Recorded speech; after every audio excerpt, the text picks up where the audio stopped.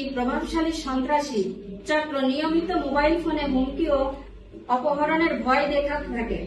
প্রথম দিকে তিনি বিষয়টি আমাদের জানাননি, কিন্তু মানসিক নির্যাতনের মাত্রা বাড়তে থাকলে তিনি আমাদের জানান যে খুলনা বিভাগের একজন শীর্ষ নেতার আশীর্বাদ পুষ্ট যশোর জেলা আনসারুল হক রানা এবং শার্শা থানার গোল শহীদ তার বিরুদ্ধে 14 কোটি টাকার সমপরিমাণ সোনার বার আত্মসাতের মিথ্যা অভিযোগ তুলেছে।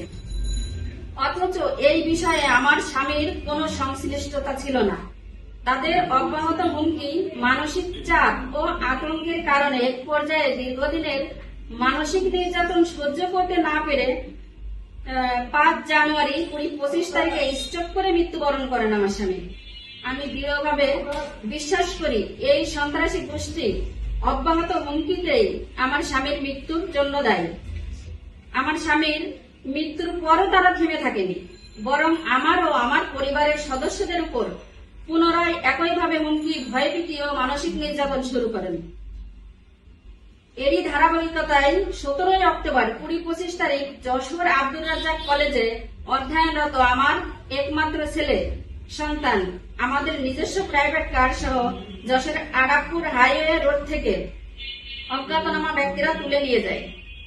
পরবর্তীতে জানতে পারি শার্শার গোল শহীদ তার বড় ভাই যুবদল নেতা আনসারুল হক রানার সহযোগিতায় আমার ছেলের বিরুদ্ধে বিভিন্ন মিথ্যা অভিযোগ দিয়ে সাদা পোশাকের পুলিশ দিয়ে তাকে আটক করে নিয়ে যায় পাবনা থানা।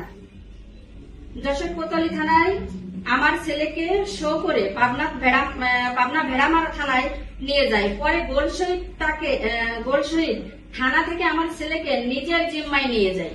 টানা 5 দিন আটকে রেখে অমানসিক নির্যাতন চালায়। আমার ছেলে ও গাড়ি জিম্মি করে তারা আমাকে যশোর ফয়সালা করার জন্য চাপ দিতে থাকে। এমনকি গোল শহীদ আমাকে বলে, যশোরে তোর কে আছে নিয়ে আয়, আমার সাথে অমিত ভাই আছে, রানা ভাই আছে, তোর কে আছে? আমি যেহেতু মাগুরার বাসিন্দা, তাই আমার ছেলেকে উদ্ধারের জন্য মাগুরা জেলা যুবদল সভাপতি অ্যাডভোকেট কল্লোল সাহেবের সহযোগিতা কামনা করি। পরবর্তীতে 5 দিন পর তার মাধ্যমে আমি আমার ছেলেকে ও গাড়িটি উদ্ধার করতে সক্ষম হই। কিন্তু অত্যন্ত দুঃখের বিষয় হলো আমার ছেলেকে আটকে রেখে তারা 4টি সাদা স্ট্যাম্পে স্বাক্ষর করিয়ে নিই। আমি স্ট্যাম্প ফেরত চাইলে তারা আমার সাথে বসতে চায়। আমি স্ট্যাম্প ফেরত চাওয়ার শর্তে বসতে রাজি হই। তারপর যখনই আমি কল্লোল সাহেবকে বলি, ভাইয়া আমার গাড়িটা দেন, কিন্তু উনি আমাকে বলে, আমি আপনার গাড়ি দিতে পারবো না।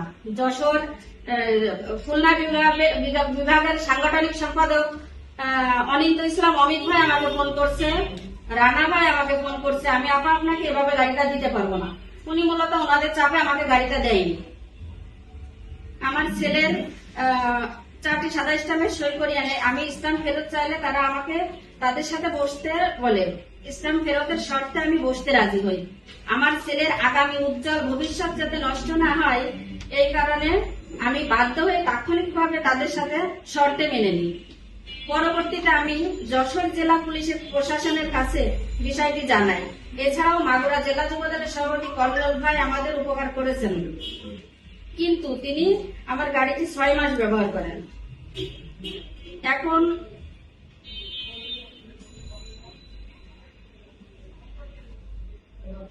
পরবর্তীতে আমার গাড়িটি ফেরত পাওয়ার উদ্দেশ্যে যশোর কোতোয়ালি থানায় জিডি করি।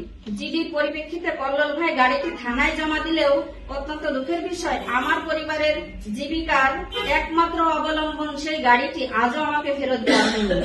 আমি আজ আপনাদের মাধ্যমে পুলিশ প্রশাসনের কাছে জোর দাবি জানাচ্ছি, অবিলম্বে আমার ব্যক্তিগত গাড়িটি আমাকে ফেরত দিতে হবে।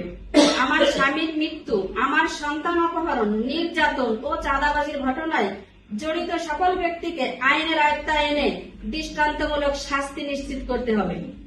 আমার ও আমার পরিবারের সদস্যদের জীবনের নিরাপত্তা নিশ্চিত করতে হবে। মাননীয় প্রধানমন্ত্রীর প্রতি দেশের সাধারণ মানুষের মতো আমিও আস্থাশীল। আমি বিশ্বাস করি সত্য প্রকাশিত হলে এবং সুষ্ঠু তদন্ত হলে আমরা ন্যায় বিচার পাবো।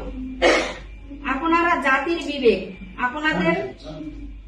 আপনাদের লেখনীয় গণমাধ্যমে সত্য ঘটনাগুলো দেশবাসীর সামনে তুলে ধরলে আমিও আমার পরিবারের ন্যায় বিচার পাওয়া আশা করি।